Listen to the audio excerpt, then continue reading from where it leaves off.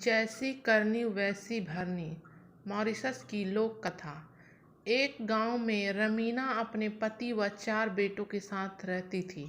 वह अपने परिवार के साथ खूब खुशहाल थी।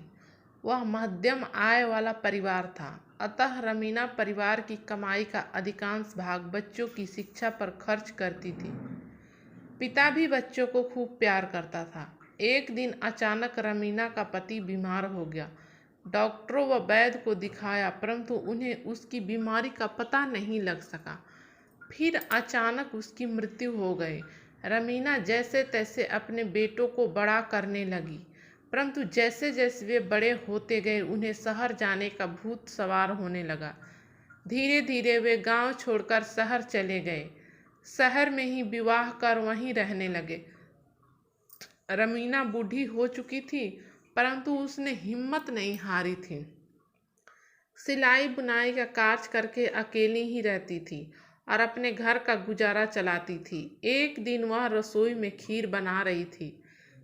खीर कई घंटों से पक रही थी, तभी रमीना को थकान महसूस होने लगी। वह रसोई के पास आंगन में चरपाई डालकर उस पर लेट गई। रमीना की अचानक आंख लग गई, क्योंकि वह दिन भर की थकी हुई थी। उसके पास घर के नाम पर एक कमरे का किराया मकान था। उसका अपना मकान कब का बिक चुका था। उसे बेटों से शिकायत थी, परंतु वह कुछ नहीं कर सकती थी। उसके चारों बेटे गांव छोड़कर जा चुके थे। उन्हें कहाँ से गए वर्षों बीत गए थे और वे गांव के बारे में सब कुछ भूल चुके थे, परंतु वे वहां जाकर बेईमान बन गए थे। चारों बेटे मिलकर घरों में चोरी करते थे, फिर माल बांटकर उसी से अपने परिवार का गुजारा करते थे। उन्हें न तो माँ की फिक्र थी, न ही कोई सुध। माँ का क्या हाल होगा यह वे नहीं जानना चाहते थे। चारों बेटे चोरी में इतने माहिर हो चुके थे कि वे कभी पकड़े न जाते। एक दिन उन्होंने एक सर्राफ के यहाँ चोरी की और खूब माला माल हो गए, लेकिन चोर को तो चोरी के सिवा कुछ करना आता ही नहीं है, अतः वे आलसी बनकर उस माल पर ऐश करने लगे। कुछ ही दिनों में सारा धन और माल समाप्त हो गया। अब उन्हें फिर से धन पाने की चिंता सताने लगी। एक दिन वे चोरी के इरादे से शाम को घर से निकले, तभी उन्हें एक युवक मिला। वह बोला, तुम कहाँ जा रहे हो?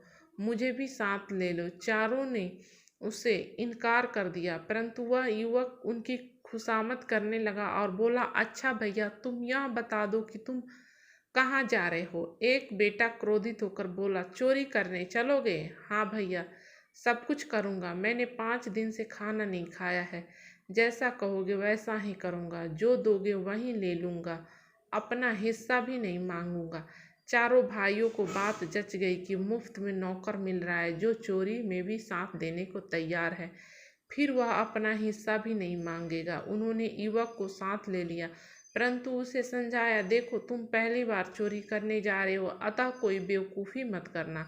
युवक तैयार हो गया और उन चारों के साथ चल दिया। चारों भाई चोरी के लिए मकान तलाश करने लगे। उन्होंने कई मकानों में घुसने का प्रयास किया, परंतु हर घर में कोई न कोई जाग रहा था। अचानक उन्हें एक घर का दरवाज़ा खुला दिखाई दिया। वे उसमें घुस गए। वहां उन्होंने खूब जमकर चोरी की। घर का हर सामान एक चादर में बांध लिया।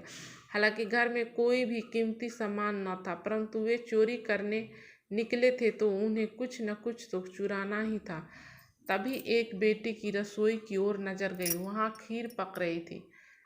चारों को लगा कि चलने से पहले गर्मा गर्म खीर का मजा ले लेना चाहिए। पांचों लोग खीर बनाने में व्यस्त थे, तभी उनकी निगाह आंगन में सोई बुढ़िया की ओर गई। चारों बेटे अपनी माँ को पहचान न सके, क्योंकि इतने वर्षों में वो बूढ़ी हो चुकी थी। नया चोर युवक बोला, भैया, यह बुढ़िया कैसे हाथ पसारे सो रही है? लगता है कि यह कह रही है कि सारी खीर अकेले खा जाओगे, मुझे नहीं खिलाओगे। दूसरा बोला, हाँ और क्या, यह अपने लिए खीर पका रही है और हमने ख़त्म कर दी, तो यह क्या खाएगी? तभी युवक तेजी से उठा और एक चम्मच खीर बुढ़िया के हाथ पर रख दी।